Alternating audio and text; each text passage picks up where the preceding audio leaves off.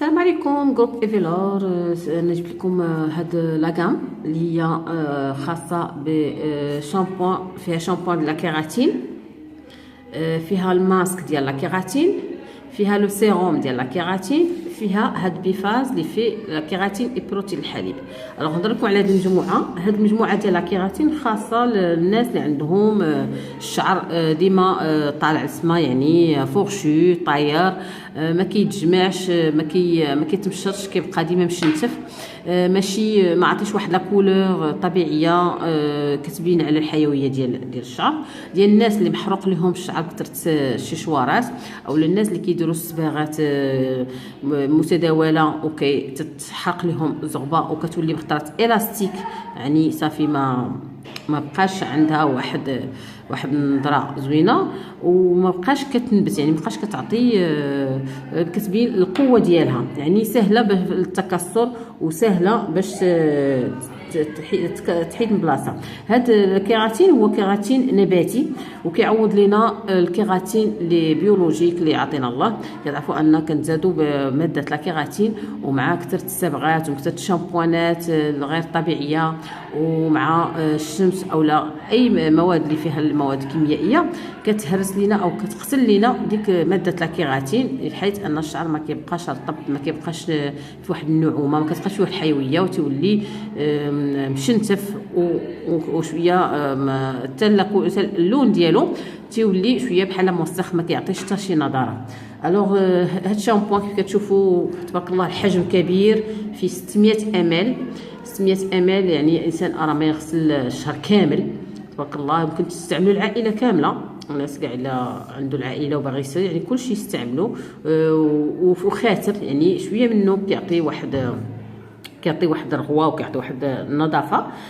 هذا كنغسلوا به فروه الراس، كنغسلوا به باش كيعطينا واحد اللمعان، واحد المرونه على الشعر. من بعد شامبوان ضروري مستعمل ماسك بحال كيعاود اعاده الحيويه للشعر، وخصوصا الناس اللي عندهم الشعر ناشف وما ما رطبش، ما كيصعب عليه التمشيط، يعني هذا كيخلي المشطات شي مسرحه وناعمه. ونقول لكم واحد المعلومه، ان الناس اللي كيستعملوا شامبوان حاولوا ما تستعملوش المشط مع باش تنزلوا لو شامبوان. لان لو شامبوان كيعمل على فتح المسام باش كتنظف من الاعماق. دونك ملي كديروا المشط وتكون المشط رقيق، راه كيعاود تيجر لينا هذيك الشعره او الزقبه تاع الشعر من الجذر ديالها. دونك كنضيعوا الشعر بزاف بطريقه غير طبيعيه. دونك حاولوا يعني تمشطوه بالاصابع ديالكم وتحيدوا لو شامبوان. ما يمكنكم تستعملوا المشط حتى كتستعملوا لو ماسك. هذا الماسك كيخلي الشعر رطب وناعم، وكتعاود تسد المسام ديالها مع الماء. ملي كنغسلوا بالماء راه كتجمع داك المسام. دونك هذا كنديروه غير في فروه في الشعر. حاول ما ديروش في فروه الراس، يعني في الجلده، ديروه في الشعر باش كيولي ناعم وكيسهل علينا التسريح. كاين هذا سيروم. هذا سيروم الناس اللي عز عليهم يدهنوا شعرهم يبقى عندهم واحد لا بريونس، يبقى شعرهم رطب وعاطي واحد اللمعان، كيدار خصوصا الناس اللي كيديروا بروشينغ. هذا كيستعمل افون لو بروشينغ، يعني من بعد كتغسلي شامبوان والماسك في الحمام، ملي كتخرج كتستعملوا هذا لو سيروم. كنديروا واحد كوت ولا جوج، كنديروها في يدينا نديروها على الشعر كامل، يعني سورتو لي بوينت لتحت اللي تيكونوا ناشفين، تيكونوا مقصفين، تيكونوا شويه مهرسين. كندير شويه واحد نقيطه ديال ولا جوج نقيطات ديال السيروم، وكيعطي واحد اللمعان وكتسهل تسريح التمشيط ديال بروشي، وكيعطي بعد واحد اللمعان، واحد لا بريونس غزاله بزاف، وفيه حتى الريحه طيبه زوينه. عندنا هذا الجديد اللي عندنا كي كتشوفوه، هو فيه كيبان لكم فيه جوج الالوان. علاش؟ لان هذا من تحت هذا ماده لاكيراتين النباتيه، هو زيت الكيراتين، ما هو فوق هو بروتين الحليب. هذا فيه بروتين الحليب وفيه الكيراتين، يعني تغذيه بالنسبه لبروتين الحليب ونعومه بالنسبه لهذا ماده زيتيه ديال الكيراتين. وعلاش هو سموه بيفاز؟ لانه مزدوج التركيبه. بروتين الحليب هو شويه مائي، وزيت والكيراتين هو ما هو زيتي. كتعرفوا ان التركيبه ديال لو كور ديالنا ولا ديال الجسد كامل اللي خلقنا به الله فيه دو انغريديون، يعني جوج مواد، وهو ما هو الماء والزيت، يعني ماء غرا وليميديتي.